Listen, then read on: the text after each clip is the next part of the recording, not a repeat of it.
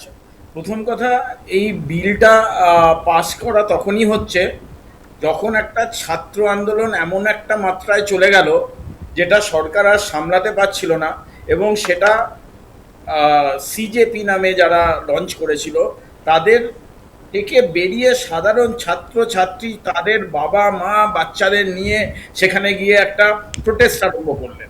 শুধু সিজেপি নয়, সেখানে সাধারণ জনগণ যেতে আরম্ভ করলো, এবং সেখানেই যখন সরকার ভয় পেয়ে গেলেন তখন তারা মনে করলেন যে আজকে এটাকে একটা আহ, একটা সাময়িকভাবে এটাকে একটা রিপেয়ার করা, একটা সাময়িকভাবে এটাকে একটা আমাদের রিপেয়ার করা উচিত, আমাদের ড্যামেজ রিপেয়ারিং, ড্যামেজ কন্ট্রোল।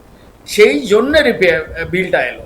যখন নিট পেপার লিক হলো, আপনারা নিজেরাই বললেন, বিজেপির মুখপাত্র নিজেই বললেন যে বিজেপির নিটের রেজাল্ট বেরিয়ে তারা ক্লাস আরম্ভ করে দিয়েছে। কিন্তু এতদিন পরে এই নতুন বিলটা ইন্ট্রোডিউসড হলো, টাস্ক ফোর্স তৈরি হলো নীলকান্নির হাত ধরে। এতদিন ধরে কিন্তু সরকারের টনক নড়েনি। এদের উদ্দেশ্যটা কিন্তু লিগটাকে বন্ধ করা নয়, এই প্রিজার্ভেশন অফ আনফেয়ার মিনস যে বিলটা এনেছেন এদের উদ্দেশ্য নিজেদের গদিটাকে বাঁচানো।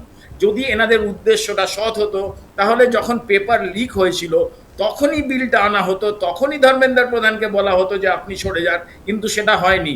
আজকে যখন সরকারের টুটি টেপে ধরা হয়েছে তখন তারা আজ বিল এনেছেন। এবং 2024 সালে একটা পেপার লিকের ওপর বিল এনেছিলেন, ডক্টর রাধাকৃষ্ণন কমিটি একটা রিকমেন্ড করেছিলেন, 101টা সাজেশনস ছিল, 2 বছরে তার একখানাও ইমপ্লিমেন্ট হয়নি। এখানে ছাত্রদের ট্রাস্ট ডেফিসিট হয়েছে, ছাত্রছাত্রীদের ছাড়াও তাদের অভিভাবকদের ট্রাস্ট ডেফিসিট হয়েছে।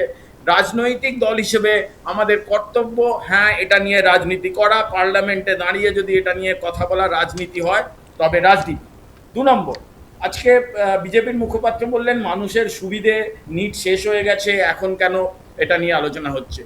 আপনি একটা দুদিন পরে হয়তো বলবেন যে ভোটে যাদের নাম বাদ চলে গেছে এসআইআর এ, ভোট শেষ হয়ে গিয়ে শুভেন্দু অধিকারী ক্ষমতায় এসছে, তাদের আর নাম আনার কি দরকার আছে? আমরা তো ভোটের পুড়িয়েও দিয়েছি ইলেকট্রনিক বাক্স, সুতরাং তাদের আর নাম দরকার নেই, যেটা হয়ে গেছে হয়ে গেছে। আপনারা যদি এইভাবে দেশ চালান। আর আরেকটা জিনিস খুব ভালো লাগলো যে আজকে আপনারা চীন, শ্রীলঙ্কা, অমুক তমুক নাম করলেন। ভাগ্য ভালো আপনারা নেহেরুর নামটা আনেননি, যে নেহেরুর জন্য লিক হয়েছে এই সময়, শিক্ষা ব্যবস্থাটা নেহেরুর দোষে এরকম হয়েছে। আমাদের ভাগ্য ভালো আপনারা এই কথাটা বলেন। যে ভারত থেকে টুকরা হবে ইনশাল্লাহ, ইনশাল্লাহ বলা হয়েছে তো। এবং নেহেরু তো দেশটা ভাগ করেছিল, সেই প্রসঙ্গই তো আবার কংগ্রেসের। আচ্ছা আচ্ছা, ঠিক, বেশ বেশ বেশ, শোনো শোনো, কৌশিক বাবুকে বলতে দিন। হ্যাঁ, কৌশিক বাবু। হ্যাঁ, আমি কেউ বললে আমি থেমে যাবো, কারণ আপনি বলবেন তো, কারণ আপনি বলার সময় আমি বলবো না। বলুন বলুন আর কৌশিক বাবু। হ্যাঁ, এই যে প্যালেট, আজকে একটা পার্টিনেন্ট প্রশ্ন করা হয়েছে, যেটা আগে হ্যাঁ, রাহুল মানে গান্ধী। ছড়াগুড়ি কেন চালানো হলো, কার হ্যাঁ, নির্দেশে আসছে, চালানো হলো, না না, তার তাকে থেকে ক্ষমা বড় চাইতে কথা হবে। কার নির্দেশে চালানো হলো। আজকে হোম মিনিস্টার এখনো অবধি কোনো দায় স্বীকার করেননি। পাকিস্তান, কাশ্মীরে যেভাবে ছটা গুলি চালানো হয়, সেখানে আজকে ছাত্রদের ওপর দিল্লিতে রাজধানীর বুকে ছল্লাগুলি চালানো হয়েছে, এবং গতকাল সিআরপিএফ এর একজন আধিকারিক স্বীকার করে নিয়েছেন যে এগুলো ফেক মিডিয়া নয়, আমাদের এগুলো হয়েছে এবং আমাদের দেখতে হবে। কিন্তু কেন এখনো ভারতের গৃহমন্ত্রী এটার এক ফোঁটা একবারও দায় নিলেন না, একটা কথাও বললেন না যে তাদের ভুল হয়েছে। শুধু ছাত্রদের ভুল দেখাচ্ছেন, শ্রীলঙ্কা দেখছেন, চীন দেখছেন, বাংলাদেশ দেখছেন, নিজের ঘরে যে অন্ধকারটা সেটা দেখতে পাচ্ছেন না। বেশ, যদি যদি ধরুন দেশের স্বরাষ্ট্রমন্ত্রী কোনো বক্তব্য না রাখেন, তাহলে কি এই বিলটা পাস হবে না? এটা কি এখন কংগ্রেস বা তাদের ইন্ডিয়া ব্লকের যারা বিরোধী দল আছে তারা কি এই ইস্যুতেই আলোচনা মানে চালিয়ে যাবে আর বিলটা পড়ে থাকবে? দেখুন, এই বিলটা পাস সরকার হওয়া তো যেভাবে অত্যন্ত জরুরি, গণতন্ত্রটাকে যেখানে নিয়ে তো এই এসছেন। এই বিষয়টাতে ইতিমধ্যেই আদালতের পর্যন্ত পৌঁছে গেছে, আদালত তো কিছু নির্দেশ দিয়েছে নিশ্চয়ই। Supreme court.